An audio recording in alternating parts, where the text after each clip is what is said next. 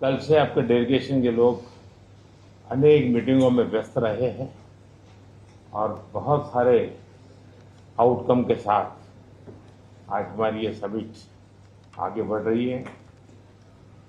Excellency, आपकी यात्रा बहुत ही ऐतिहासिक है।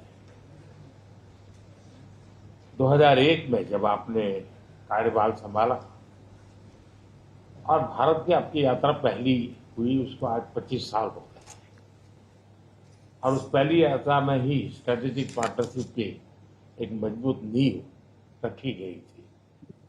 मेरे लिए पर्सनली भी खुशी की बात है कि आपके साथ मेरे परिचय को और संबंधों को उसको भी 25 साल हो गए हैं। एक्सेलेंसी, मैं मानता हूं कि ये जो 2001 में आपने जो भूमिका अदा की, एक विजनरी लीडर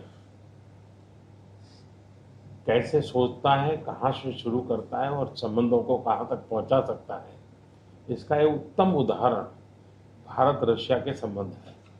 एक्सेलेंसी, यूक्रेन के संकट के बाद हमारी लगातार चर्चा होती रही है। आपने भी समय समय पर एक सच्चे मित्र के रूप में हमें सभी चीजों से अवगत कराया है। मैं समझता हूं कि ये विश्वास बहुत बड़ी ताकत है और आपको मैंने अनेक बार इस विषय की चर्चा भी की है और विश्व समक्ष भी मैंने रखा है कि विश्व का कल्याण शांति के मार्ग पर ही है। हम सबको मिलकर के शांति के रास्ते तलाशने चाहिए और पिछले दिनों जो प्रयास चल रहे हैं, मुझे पूरा विश्वास है कि विश्व फिर से एक बार शांति की दिशा में लौटेगा।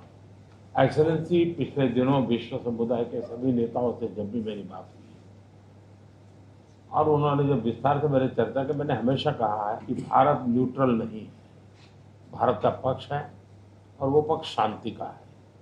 हम शांति के हर प्रयासों का समर्थन करते हैं और हम शांति के हर प्रयासों के साथ कंधे से कंधा मिला करके खड़े हैं। पूरे विश्व ने कोविड से लेकर के अब तक कई संकटों से गुजरा है। हम आशा करते हैं कि बहुत ही जल्द विश्व को चिंताओं से मुक्ति मिलेगी और एक सही दिशा में प्रगति के राह पर विश्व समुदाय को एक नई आशा पैदा होगी। एक्सेलेंसी, मुझे पूरा भरोसा है कि आज दिन भर हम अनेक विषयों पर चर्चा करने वाले हैं।